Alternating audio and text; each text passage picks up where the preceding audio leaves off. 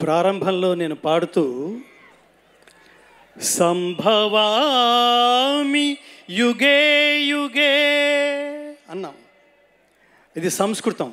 దీనికి అర్థం తెలియడం కోసమే ఏ కాలంలో ధర్మానికి నష్టం జరుగుతుందో, ఏ కాలంలో ధర్మానికి హాని కలుగుతుందో ఆ సమయంలో పరమాత్ముడి క్యారెక్టర్ ఏమిటంటే, పరమాత్ముడి ఆలోచన విధానం దుష్ట శిక్షణ, శిష్ట రక్షణ, ధర్మ సంరక్షణ.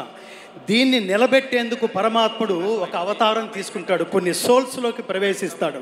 అలా ప్రవేశించిన సోల్సే ఖచ్చితంగా ఎవరి దగ్గరికి తీసుకువెళ్తే ధర్మం కరెక్ట్గా జనాల్లోకి వెళుతుందో, ఎవరైతే కరెక్ట్గా తీసుకువెళ్ళగలరో ఆయనే శ్రీ బోయపాటి శ్రీను గారు. మనస్ఫూర్తిగా అభినందనలు. ఆయన నాకు స్టోరీ చెప్తున్నప్పుడు మనకి ఛాందోగ్యోపనిషత్తు ఒక గొప్ప మాట చెప్తుంది, తత్వమసి అని. తత్ త్వం అసి అంటే అదే నీవు అయి ఉన్నావు. అంత డెడికేషన్తో చేస్తే మాత్రమే ఈ ధర్మం జనాల్లోకి వెళ్తుంది. ఇది సినిమా అనుకుని దీని ఎంటర్టైన్మెంట్ అనుకుంటే చాలా పొరపాటు మిత్రులారా. ఇందాక మా మిత్రులతో కలిసి అనుకుంటున్నప్పుడు శివరాత్రి 2 నెలల ముందే వచ్చిందన్న ఒక దివ్యమైన అనుభూతి కలిగింది మాకు. ఎప్పుడైతే బోయపాటి శ్రీను గారు నాకు నిజానికి ఈ సినిమాలో కీలకమైన సన్నివేశంలో 2 భగవద్గీత శ్లోకాలు నా చేత పాడించినందుకు ముఖ్యంగా బోయపాటి శ్రీను గారికి, బాలకృష్ణ గారికి, అలాగే నిర్మాతలకి, అతి ముఖ్యంగా పాటని స్వరాన్ని తనే అయిపోయి భావించి ఒక తపస్విలాగా చేయగలిగే తమన్ గారికి ప్రత్యేకమైన కృతజ్ఞతలు తెలియజేసుకుంటూ, భారతదేశంలో గుర్తుపెట్టుకోండి మిత్రులారా, ఈ సినిమా నుంచి మనం బాగుంది, బాలయ్య గారి నటన బాగుంది, బాలయ్య గారి నటన ఎప్పుడూ బాగానే ఉంటుంది. నాకు ఇటీవలే ఒక్క విషయం చెప్పి నేను ముగిస్తాను. ఇటీవలే నాలో సనాతన ధర్మ బీజ జ్ఞానాన్ని నాటి ఇటీవలే నన్ను వదిలి వెళ్ళిపోయిన మా నాన్నగారికి అత్యంత ప్రీతిపాత్రమైన నటుడు నందమూరి బాలకృష్ణ గారు. ఎందుకు నాన్న అని అడిగితే నాన్నగారు చెప్తుండేవాళ్ళు, ఎన్టీ రామారావు గారి తర్వాత ఒక్క శరీరంలో మాత్రమే ఒక డైలాగు అంత పండుతుంది నాన్న, ఫ్లూటు జింక ముందు ఊదు, సింహం ముందు కాదు అని చెప్పాలన్నా ఆయనే. రెండవది మనకు అర్థం కాకపోవచ్చు, వాగర్ధావివ సంపృక్తౌ వాగర్ధ ప్రతిపత్తయే జగతః పితరౌ వందే పార్వతీ పరమేశ్వరవు. అది కూడా అంతరమ్యంగా అంత భక్తి పారవశ్యంతో ఇమిడిపోయేది ఒక్క బాలకృష్ణ గారి నటనలో మాత్రమే, ఆ శరీరంలో మాత్రమే, ఆ జన్మకి మాత్రమే. కాబట్టి పరమేశ్వరుడు ఇంతమందికి ఈ కాంబినేషన్లో ఒక ధర్మాన్ని నిలబెట్టడం కోసం బోయపాటి శ్రీను గారు నాతో మాట్లాడుతున్నప్పుడు ఈ సినిమా సారాంశం అంతా 4 ముక్కల్లో ఏమిటో తెలుసా మిత్రులారా? ప్రతివాడు గుర్తుపెట్టుకుని ఆచరించవలసింది దైవభక్తి, దేశభక్తి, కర్తవ్య నిష్ఠ, నిష్కామ కర్మ. దానికోసం ప్రాణత్యాగం చేసినా కూడా ఓకే అన్నాడు పరమాత్ముడు. శ్రేయాన్ స్వధర్మో విగుణ పరధర్మా స్వనుష్ఠితాత్ స్వధర్మే నిధనం శ్రేయ పరధర్మో భయావహ. మీలో ఎంతమంది హిందువులు ఉన్నారంటే చాలామంది చేతులు ఎత్తుతాం. కానీ దురదృష్టం ఏమిటో తెలుసా మిత్రులారా?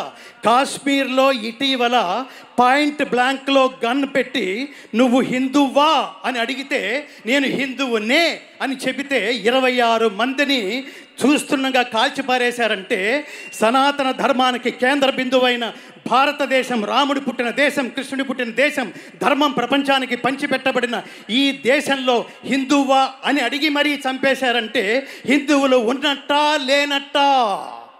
హిందువులు ఉన్నట్టా లేనట్టా? సనాతన ధర్మం బతిక ఉన్నట్టా లేనట్టా?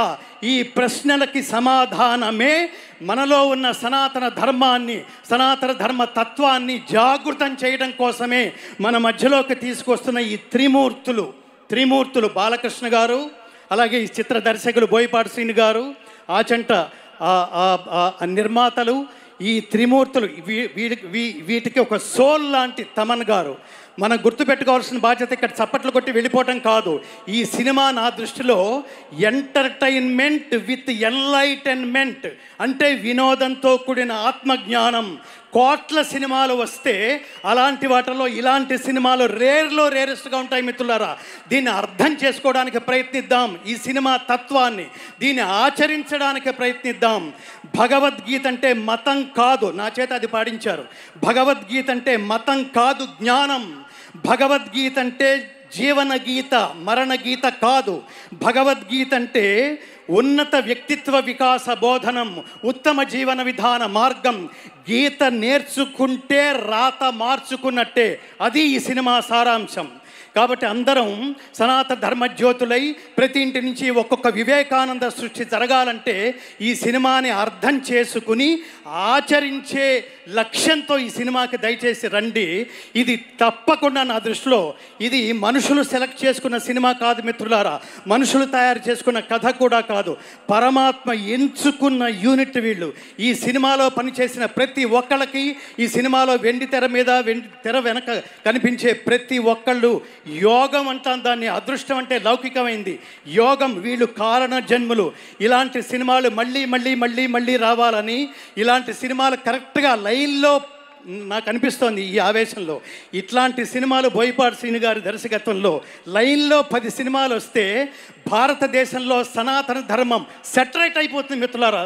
నాకు అంత పెద్ద హోప్ ఉంది, సెటరేట్ అయిపోతుంది. మేము ఖచ్చితంగా హిందువులం, సనాతన ధర్మ బంధువులం అని మనం కరెక్ట్గా చెప్పుకోగలం. అంతటి విశేషమైన ఈ సినిమాలో నాకు భగవద్గీత శ్లోకాలు, నేను ఇంత ఆవేశంగా గట్టిగా ఎందుకు మాట్లాడుతున్నానంటే సనాతన ధర్మానికి దెబ్బ తగిలితే నేను ఊరుకోలేను. ఎందుకంటే I have dedicated my entire life to propagate the essence of Bhagavad Gita through out the world.